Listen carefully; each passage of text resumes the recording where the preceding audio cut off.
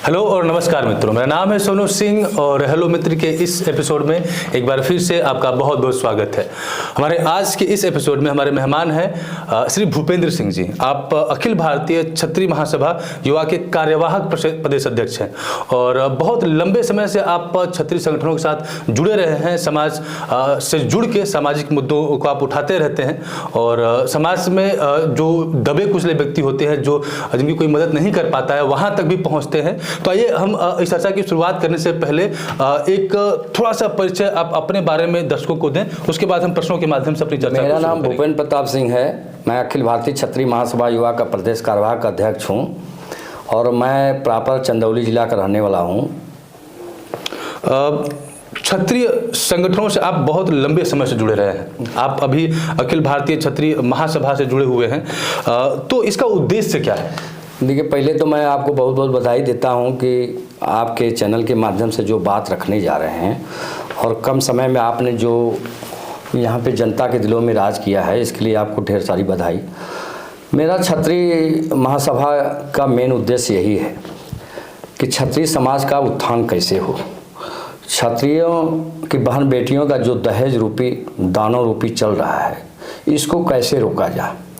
क्योंकि क्षत्रिय समाज शादियों जब बच्चियों का खोजते हैं तो करोड़ों रुपयों को वारे न्यारा होता है, लेकिन दहेज जो लेते हैं उनको ये पता नहीं है कि एक हम अपनी बहू को बेटी रूपी लक्ष्मी को भी लाते हैं और उसके बाद बेटी के जो पिता होते हैं अपनी ज़मीन बेचकर आपको दहेज देने का काम करते हैं।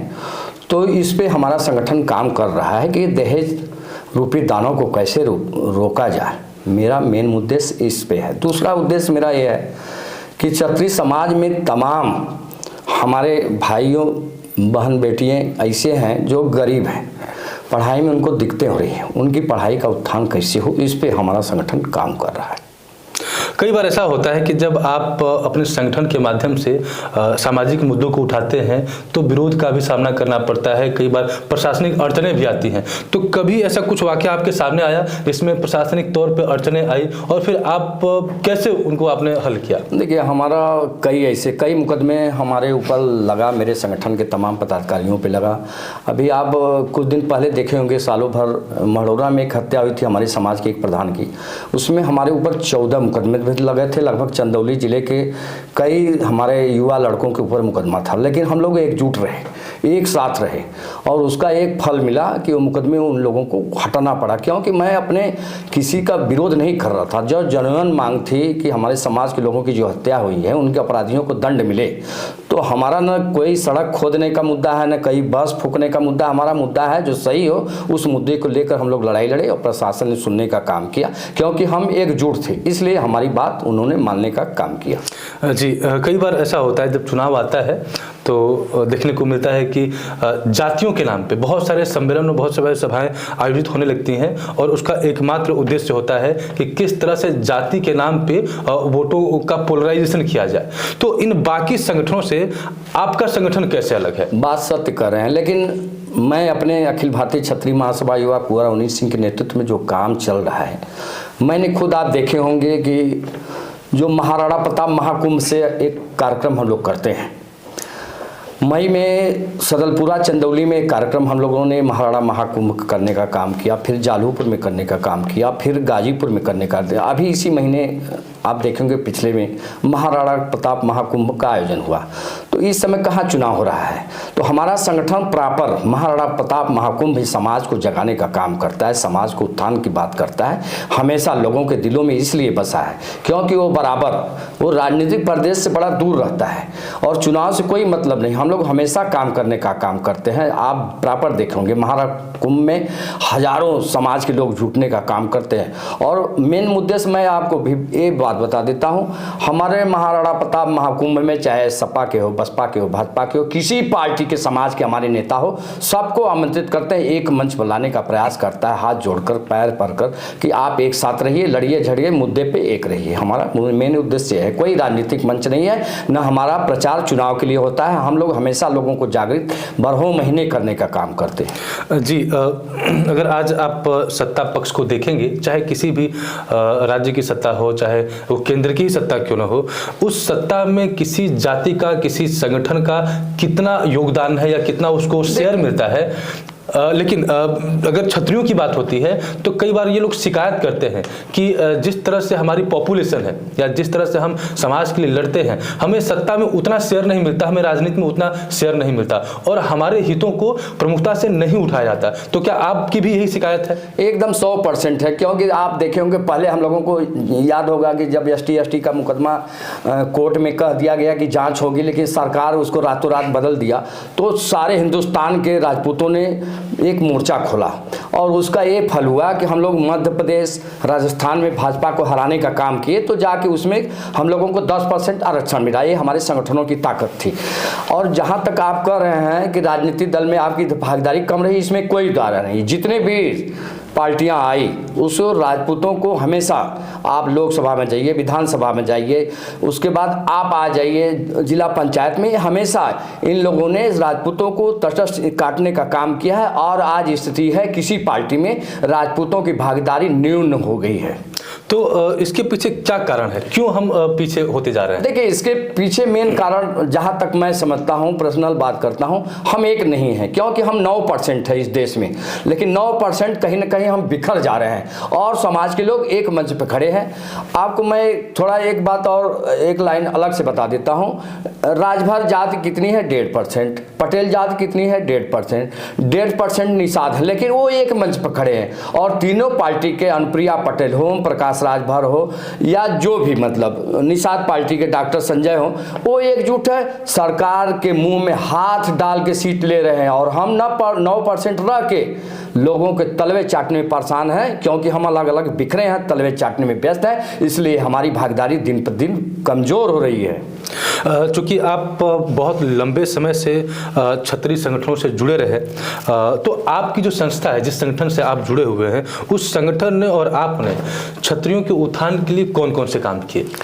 देखिए, पहला तो उत्थान हम सभी संगठनों को मैं बधाई इसलिए देना चाहता हूं कि जब ST पहला सबसे बड़ा उत्थान जो हुआ था, ST का आरक्षण आंदोलन आप देखे होंगे पूरे देश में चला था। हिंदुस्तान का कोई, कन्याकुमारी से कश्मीर तक चला था और उसका यही फल मिला था कि हमको 10% आरक्षण मिलने का काम किया। ये हमारे संगठनों की ताकत थी। नेता हमको, जो लोग कहते हैं कि मोदी जी दिए, फलाने दिए, गलत बात है। ये हमारी ताकत, एकता के दम पर वो 10% हमारे आज बच्चों को आरक्षण मिल रहा है। ये हमारी सबसे बड़ी एक ताकत थी।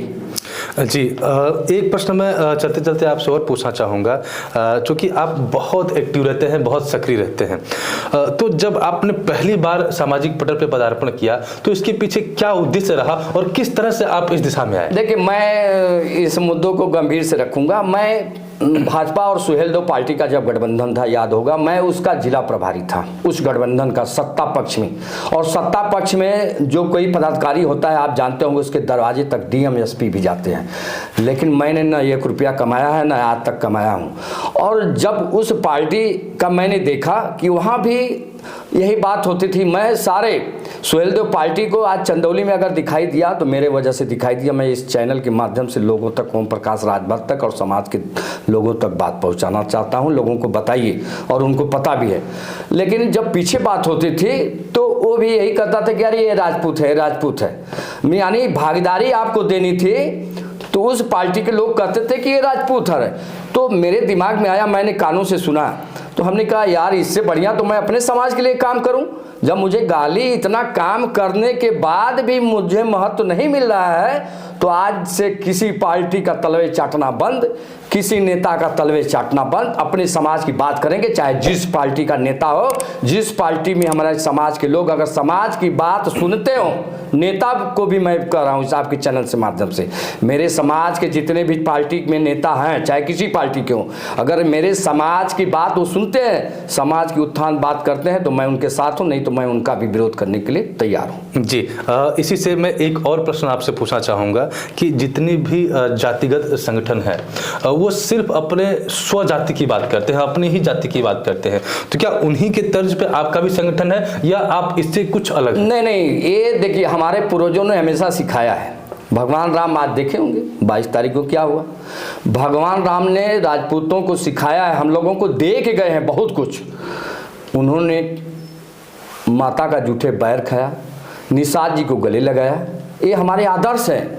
उन्होंने ये कहा कि और समाज से मत सीखिए, मुझसे सीखिए कि हर समाज को हम एक करेंगे। हमारे जो मस्तिष्क है, जो हमारे प्राण है महाराणा प्रताप, छोटे छोटे लोगों को मिलाकर एक सेना बनाई और सेना से उन्होंने आक्रांताओं से लड़ने का काम किया। उनके पद चिन्हों पे हमारा समाज चलता है। हम वो नहीं हैं कि हम जाति का संगठन बना के, और सिर्फ जातियों की बात नहीं, हमारे समाज के पास और जातियों से आपके चैनल माध्यम से कहते हैं कि आप आइए, आपकी लड़ाई, आपकी बहन बेटियों का सम्मान, आपका दुख जो भी होगा, क्षत्रिय भगवान राम ने, क्षत्रिय महाराणा प्रताप ने, पृथ्वीराज चौहान ने, तमाम ऐसे हमारे आदर्श हैं पुरुषों ने जो आपकी लड़ाई अपने लिए नहीं लड़े हैं। आप कभी देखेंगे, कभी अपने लिए नहीं लड़े हैं, दूसरे के लिए लड़े हैं।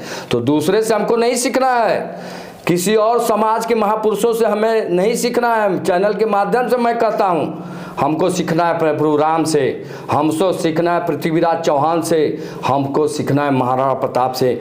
भगवान राम ने सबको गले लगाने का काम किया। तलवार जब चलानी हो, आक्रांतों को मारना हो, तो महाराणा प्रताप के तलवारों से सीखना है। हमको दुष्टों का संहार करना हो तो अंधा हो के भी राजपूत पृथ्वीराज चौहान ने अंधा हो के मारने का, दुष्टों का संहार करने का काम किया। तो हम अपने महापुरुषों के आदर्शों पर चलने का काम लोगों से कहेंगे कि उस पर आप चलिए। हमको किसी जात द्वेष किसी जात से नहीं है। हमारे महापुरुषों को जो आदर्श है, जो उन्होंने हम लोगों को सिखाने का काम किया, उस पर चलने का काम करेंगे। हमारा सोच यही है। इस वीडियो में सिर्फ इतना ही। आपने अपनी बात को बहुत बेबाकी से रखा, बहुत अच्छा लगा। हमारे साथ इस कार्यक्रम में भाग लेने के लिए आपका बहुत बहुत धन्यवाद। और जो भी लोग इस वीडियो के माध्यम से मुझसे जुड़े हैं, उनसे आग्रह है कि जिस भी प्लेटफॉर्म पर आप वीडियो को देख रहे हैं, चैनल को सब्सक्राइब करें और पेज को फॉलो करें। क्योंकि आप अगर चैनल को सब्सक्राइब करते हैं, पेज को फॉलो करते हैं, तो हमें स्ट्रेंथ मिलेगी और हम इस प्रोग्राम को और बड़ा कर पाएंगे। इस वीडियो में बने रहने के लिए आपका बहुत बहुत धन्यवाद। मिलते हैं आपसे अगले एपिसोड में। तब तक के लिए बहुत बहुत बधाई सोनू भाई, आपको ढेर सारी शुभकामनाएं। भविष्य आपका उज्जवल है, क्योंकि आप बेबाक जो मुद्दों को रख रहे हैं। हमको ये पूरे विश्वास है कि आने वाला कल ये जो पूर्वांचल में आपका चैनल बढ़ रहा है, भगवान आपको आगे बढ़ाने का काम करेंगे। जय हिंद।